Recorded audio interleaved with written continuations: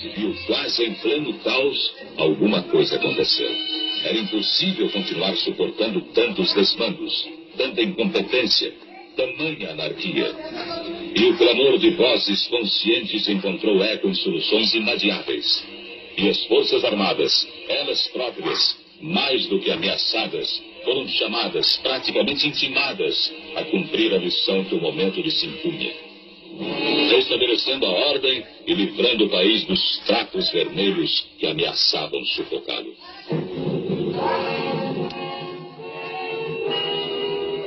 Meus senhores e minhas senhoras, nós vamos dar prosseguimento ao projeto Civismo do Instituto Sagres, projeto que tem como propósito resgatar a história da nossa pátria, nossos feitos, nossos heróis, de modo a elevar a autoestima do povo brasileiro. Vamos falar hoje sobre o movimento civil-militar de 31 de março de 1964 e um pouco sobre o regime militar.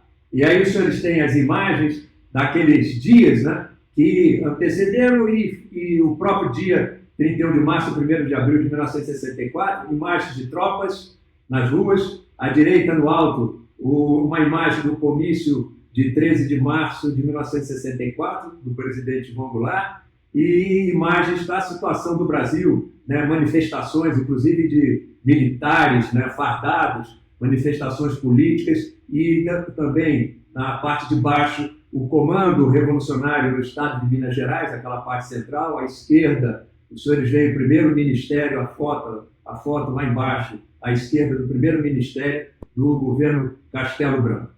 Vamos então, como objetivo, perseguir senhores e que as senhoras concluam se era necessário ou se foi desnecessário o movimento 31 de março de 1964 para impedir a tomada do poder por uma aliança comum no sindicalismo. Foi necessário ou desnecessário? No sumário, nós vamos ter um primeiro vídeo em que nós vamos falar sobre a Guerra Fria que estava em todo o mundo e seus reflexos no Brasil. Vamos falar sobre a aliança Jango, Brizola e Prestes para deflagrar um movimento que tornaria o Brasil uma república comum sindicalista, antecedendo uma imposição de um regime socialista. Esse é o primeiro vídeo. No segundo vídeo, nós vamos falar sobre a reação democrática e as considerações finais. Essa frase do ministro do Exército, general Walter Pires de Carvalho Albuquerque, de 1979 a 1985, espelha bem o nosso espírito. Estaremos sempre solidários com aqueles que, na hora da agressão e da adversidade, cumpriram o duro dever de se opor a agitadores e terroristas de armas na mão, para que a nação não fosse levada à anarquia. Vamos prosseguir então, falando agora, já na introdução, sobre os anos 1960, os anos da Guerra Fria, que se prolongou ainda nos anos 70 e até os anos 80. Era a disputa pelo poder mundial entre a União Soviética e os Estados Unidos. De um lado, a União Soviética, socialista, materialista, centralista, totalitária. De outro lado, o mundo ocidental, liderado pelos Estados Unidos, capitalista, liberal, democrático e com base em valores cristãos. Uma civilização baseada em valores cristãos. No centro, aqui na América do Sul, o Brasil, porque se o Brasil, para o lado que pendesse o Brasil, aquele lado teria uma vantagem muito grande e conseguiria, certamente, implantar a sua ideologia em todo o continente. Vivíamos nos anos 60, no início dos anos 60 até 64, o governo do presidente João Goulart, conhecido como Jango. O Brasil vivia uma grave situação econômica. Um plano do ministro da Fazenda, Celso Furtado, era um plano ortodoxo, foi descartado pelo alto custo político, tendo em vista ser um plano ortodoxo. Queria-se implantar reformas, chamadas reformas de base, que tinham um slogan, reformas de base na lei ou na marra. No entanto, essas reformas não tinham projetos, não tinham metas, não tinham objetivos. Era mais um slogan para criar um clima revolucionário. O governo não tinha o apoio do Congresso Nacional e chegou mesmo em outubro de 1963. Os senhores vão ver em que clima que foi tentativa de implantar o estado de sítio no país. E havia uma aliança entre o governo, um dos políticos importantes do Brasil, que era Leonel Brizola, e Luiz Carlos Prestes, líder do Partido Comunista Brasileiro, um partido que era ilegal. Havia uma aliança, e essa aliança tentaria um golpe de Estado para implantar uma república, vamos chamar assim, comuno-sindicalista no Brasil. As instituições nacionais eram fracas para lidar com situações de crise. E havia essa aliança com os comunistas, criando um clima de insegurança política e social no país. A aliança Jango, Brizola e Luiz Carlos Prestes, líder do Partido Comunista Brasileiro, remarco, um partido ilegal, adotava a estratégia determinada pelo Partido Comunista da União Soviética, ao qual se subordinava o Partido Comunista Brasileiro, e era a implantação do regime socialista pela via pacífica para a tomada do poder. A estratégia era a subversão. O que é subversão? É uma comunhão da agitação, promovendo greves gerais e manifestações, de modo a criar um clima revolucionário. E a propaganda, difundindo suas ideias no âmbito da sociedade, de modo a doutrinar a sociedade, movimento sindical, movimento estudantil, forças armadas, partidos políticos, empresas e instituições. Essa infiltração nas instituições era uma outra vertente dessa estratégia para a tomada do poder. Prosseguindo, o que vem a ser subversão? Falando mais um pouco sobre subversão. A agitação é feita através de comícios, greves, passeatas, desordens, invasões de instalações, inclusive de governo, resistências e tumultos. A propaganda para impor ou mudar opiniões, emoções, criar atitudes e hábitos e comportamentos. Tudo isso com a finalidade de controlar, dominar mentes e corações para implantar de forma pacífica, mas não totalmente sem alguma aplicação de violência, um regime socialista no país. O objetivo da subversão é criar o clima revolucionário para facilitar a mudança de regime. Quais eram os fatores no Brasil favoráveis à criação desse clima revolucionário nos idos de 1961? Um governo instável, tinha inclusive havido a mudança, por renúncia do presidente Jânio Quadros, em 1961. Houve uma tentativa de impedir a posse de João Goulart, uma campanha da legalidade, que levou, então, a um acordo no Congresso Nacional de estabelecimento de um regime parlamentarista, e assim Jango tomou posse. Então, era um governo instável, o país com analfabetismo elevado, gêneros alimentícios em falta, muita fila, não tinha tanto supermercado, mercearias, etc., muita fila para compra de alimentos, o estado sanitário do país precário, previdência social ineficiente, assistência social ineficiente, instabilidade monetária, inflação galopante, dívida externa elevada, instabilidade financeira, incipiente política agrária, concentração da riqueza e elevado índice de pobreza. Todo esse caldo de situações facilitava a criação de um clima revolucionário através da estratégia da subversão, agitação e propaganda e infiltração nas instituições, partidos, inclusive nas forças armadas, movimento sindical, movimento estudantil. O Partido Comunista Brasileiro era um partido ilegal desde 1947, mas atuava livremente sob a liderança de Luiz Carlos Prestes. Quais eram os alvos do Partido Comunista Brasileiro? Que entrou em uma aliança para chegar ao poder com o presidente João Goulart, que tinha seus objetivos próprios, um propósito próprio de voltar a uma ditadura do tipo Getúlio Vargas, com ele, logicamente, como chefe de Estado. Então, os alvos do Partido Comunista Brasileiro eram os trabalhadores do campo e da cidade, os sindicatos, os estudantes, a igreja, os partidos e as forças armadas. No entanto, a opção pela luta armada não era descartada. Brizola criou, no final de 1963, os Grupos dos 11, que seriam o embrião do Exército Popular de Libertação. No Estatuto do Grupo dos 11 estava lá, abro aspas, utilização de escudos civis, mulheres e crianças em suas agitações, em suas ações, inclusive, se fosse necessário, para o emprego da violência. E o julgamento sumário de oponentes. Caso de sucesso do movimento, os reféns deverão ser sumária e imediatamente fuzilados. Assim está no Estatuto do Grupo dos 11. Preste atenção se havia ou não necessidade de uma reação democrática.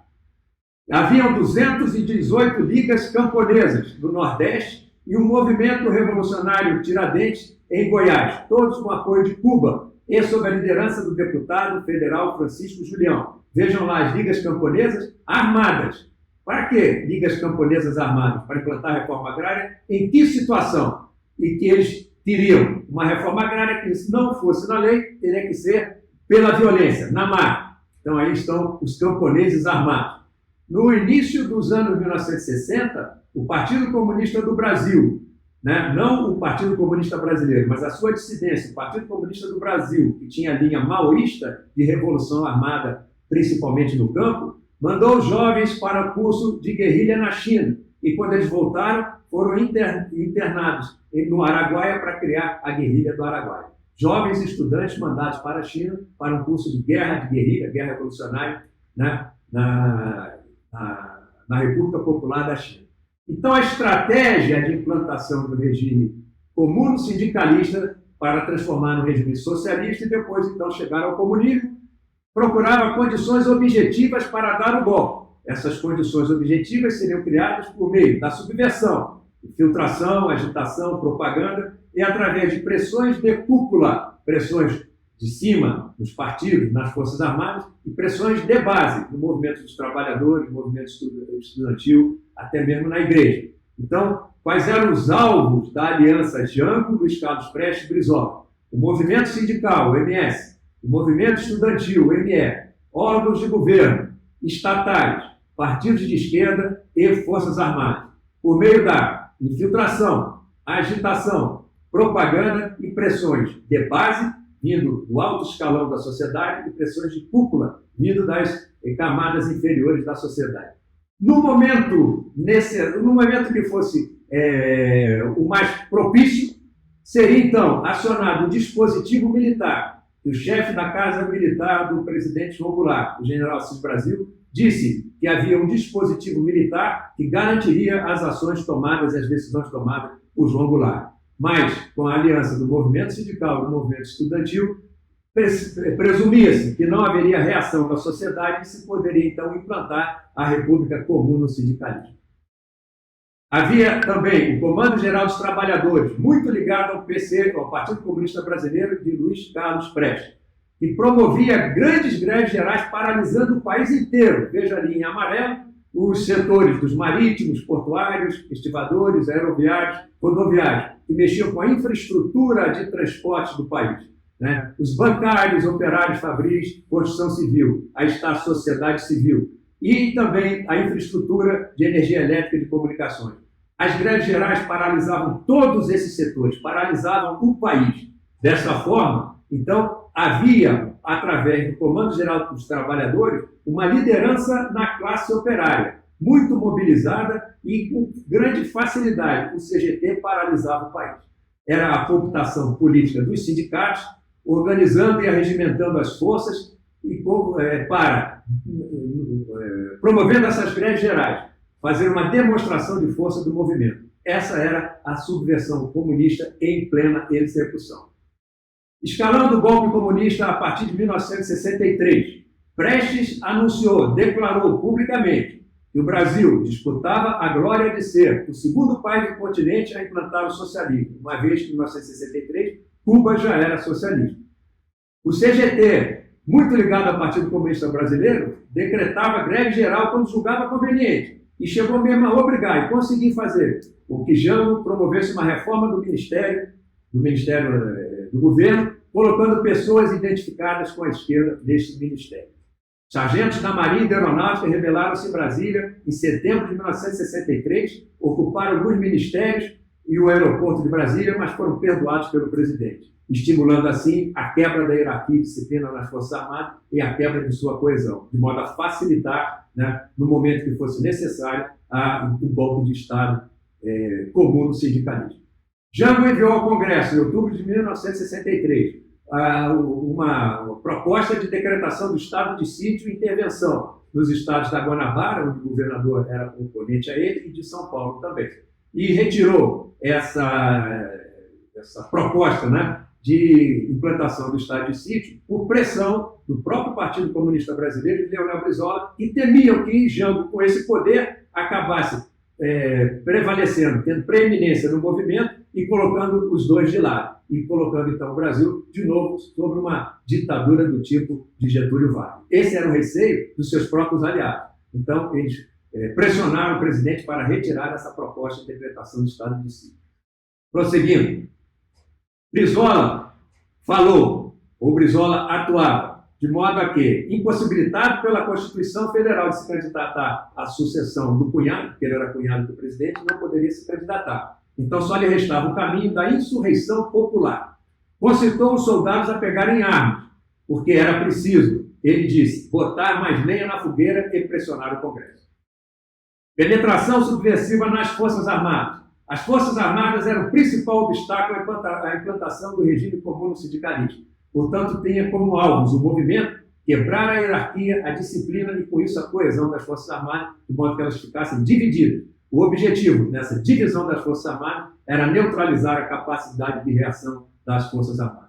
Em 1963, em setembro de 1963, houve uma rebelião de sargentos em Brasília. O motivo é porque o STF impediu a posse de sargentos e suboficiais eleitos e que estavam na ativa de tomarem posse, porque isso contrariava a lei eleitoral. Essa revolta em Brasília, essa rebelião, mobilizou 536 sargentos da Marinha e Aeronáutica que chegaram a ocupar alguns ministérios e o aeroporto.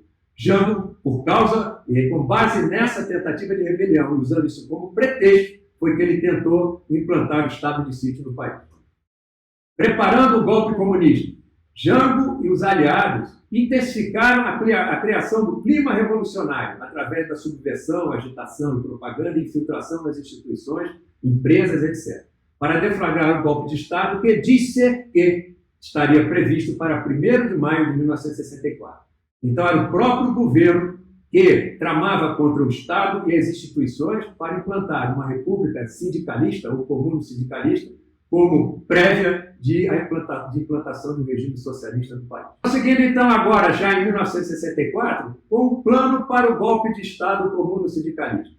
A estratégia envolvia a realização de grandes comícios, como vamos falar mais adiante, a assinatura de decretos implantando as reformas de base, aquelas que era apenas um slogan para criar o clima revolucionário, porque na realidade não tinham planos, não tinham metas, não tinham programas. A realização de um plebiscito para mudar a Constituição Federal. E se o Congresso Nacional negasse a realização desse plebiscito, ele seria dissolvido, dando poderes absolutos ao presidente da República. Se houvesse reação a isso, e certamente iria haver, ele ameaçaria com a renúncia e então, conforme disse o seu chefe da Casa Militar, seria acionado o dispositivo militar de apoio ao presidente, com pressões de base e pressões de cúpula, né, dos ministérios, né, dos partidos já infiltrados, das instituições já infiltradas, pressões de cúpula e pressões de base, movimento sindical, movimento estudantil, etc. Essa, então, era a estratégia para a implantação da República Comum Sindicalista através de um golpe de Estado. A escalada do golpe, o comício na Central do Brasil, no Rio de Janeiro, que foi escolhido um dia, acho que escolheram mal o dia, porque foi dia 13 de março, era uma sexta-feira, então disse que isso deu um tremendo azar, né, ao movimento que tentava implantar essa República Comum Sindicalista no Brasil. Nesse comício, revezaram-se no palanque João Goulart, Brizola, Miguel Arraes, então governador de Pernambuco, Luiz Carlos Prestes, lembrando que Luiz Carlos Prestes era secretário-geral de um partido ilegal que atuava livremente. Nesse comício, João Goulart, de acordo com aquilo que estava previsto no planejamento, assinou 2 decretos, né, que afrontavam o direito de propriedade e a lei. Um desses decretos começava a implantação da reforma agrária, desapropriando as terras de mais de 100 hectares na faixa de 10 quilômetros à margem de ferrovias e rodovias federais. Ou seja, afrontando o direito de propriedade, afrontando a lei. E ainda decretou a nacionalização de refinarias particulares de petróleo, né? A refinaria de Manguinhos e o Grupo Ipiranga, ambas brasileiras. Nesse decreto ele não nacionalizou nenhuma refinaria estrangeira. As 2 que ele nacionalizou, que ele estatizou, eram brasileiras. Então isso afrontava a lei e havia uma pressão sobre o Congresso pelo CGT e se o Congresso não aprovasse esses decretos e outros que viriam, a CGT iria paralisar o país. Então, com isso, nós chegamos mostrando o clima revolucionário que se encontrava o país até o início de março de 1964 e a aliança de João Goulart, Leonel Brizola e Luiz Carlos Prestes. Esse é, então, o primeiro vídeo que nós encerramos aqui e lembrando que no segundo vídeo nós vamos ver a reação democrática e chegaremos a algumas considerações finais.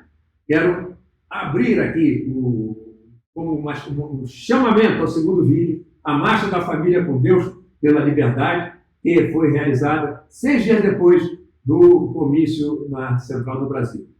Preparada com auxílio da Campanha da Mulher pela Democracia, da União Cívica Feminina, da Fraterna Amizade Urbana e Rural, entre outras entidades, a Marcha Paulista recebeu também o apoio da Federação e do Centro das Indústrias do Estado de São Paulo.